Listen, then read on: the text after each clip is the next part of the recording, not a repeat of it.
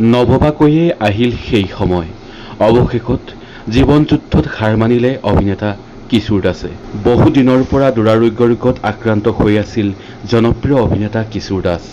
চেন্নাইৰ হস্পিটেলত চিকিৎসাধীন হৈ আছিল অভিনেতা কিশোৰ দাস। অনিচ্ছা সত্ত্বেও এই পৃথিৱীৰ পৰা বিদায় ল'ব লগা হ'ল সকলোৰে মৰমৰ জনপ্ৰিয় অভিনেতা কিশোৰ দাসে।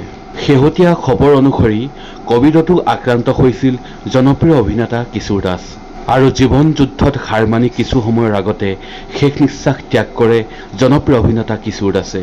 জনপ্ৰিয় অভিনেতা কিশোৰ দাসৰ মৃত্যুত এতিয়া সমগ্ৰ অসমতে শোকৰ ছাঁ পৰিছে। অতি কম বয়সতে নিষ্ঠুৰী নিয়তিয়ে কাঢ়ি লৈ গ'ল কিশোৰ দাসৰ জীৱন। কিশোৰ দাসৰ মৃত্যুত এতিয়া অসমীয়া চলচ্চিত্ৰ জগতখনতো গভীৰভাৱে শোকৰ ছাঁ পৰিছে। অসমীয়া চলচ্চিত্ৰ জগতখনৰ বাবে ই এটা ডাঙৰ ক্ষতি। আমাৰ চেনেলৰ তৰফৰ পৰা প্ৰয়াত অভিনেতা কিশোৰ দাসলৈ জনাইছোঁ অশ্ৰুভৰা শ্ৰদ্ধাঞ্জলি। তেখেত য'তেই আছে শান্তিত থাকক, তেখেতৰ বিদেহী আত্মাৰ সদ্গতি কামনা কৰিলোঁ।